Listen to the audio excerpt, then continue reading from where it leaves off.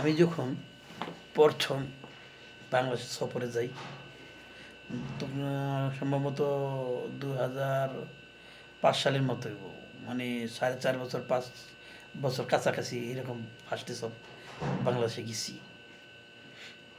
আপনি আমি বাংলাদেশ যাওয়ার পরে কয়েকদিন পর দোকানের সামনে টুলের মধ্যে বসে রয়েছি, আর একটি লোক সিঙ্গাপুর থেকে আসছে, সে শরীরের মধ্যে অনেক সেন্টেন মারছে।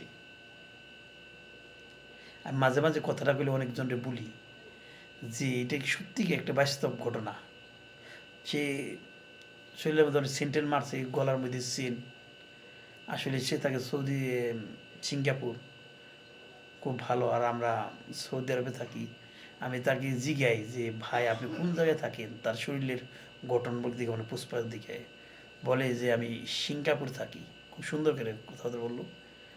কিন্তু আমার কয় আপনি, আমাকে ভাই আমি সৌদি আরবে কাজ করি। আমাকে দেখে কি বলে জানেন, ও সৌদি আরব,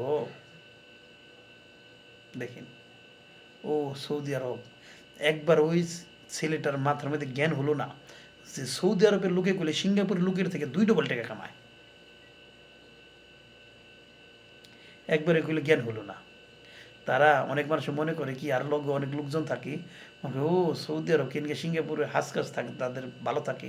আসলেগুলি তাদেরকে পাশার পেন খোলাইলে দেখা যায় তাদের মনে করে পাশার মধ্যে কালা দুইটা এই বাকলা পুরা যায়, যে এত কষ্ট হয় এদের কষ্ট করতে করতে। কিন্তু তার মুখে কি হলো, ও সৌদি আরব, মানে সৌদি আরবের কোনো গনাই ধরে না। আরে ভাই, সৌদি আরব আরব কান্ট্রির ভিতরে শ্রেষ্ঠ একটি জায়গা, খুব ভালো একটি জায়গা। আর কত লোক বর্তমানে সৌদি আরবে কাজ করে, আগত কাজ করছি বাংলাদেশের, একটু কল্পনা করা যায়। এত লোক খালি বাংলাদেশের নেই, আপনার বাংলাদেশ আছে, পাকিস্তানি আছে, ইন্ডিয়ান আছে, মিশর আছে, শ্রীলঙ্কা আছে, বিভিন্ন দেশের লোক আছে এই সৌদি আরবে। কিন্তু সৌদি আরবে তারা গনায় ধরে না। আরে ভাই, সৌদি আরবের লোকগুলো অনেক টাকা কামায়। কোনো লোক আছে বাংলাদেশে 4 লাখ 5 লাখ 10 লাখ 15 লাখ টাকা কামায় মাসে। কিন্তু সৌদি আরবের গনার বাইরে তাহলে কাজ হবে না।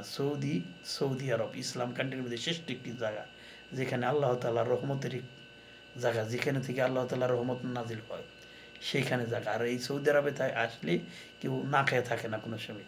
একভাবে না একভাবে কারো না কারো দ্বারা দেখবেন সে সম্পূর্ণ হয়। এটি হচ্ছে সৌদি আরবের রহমত। সকলে ভালো থাকবেন, সুস্থ থাকবেন।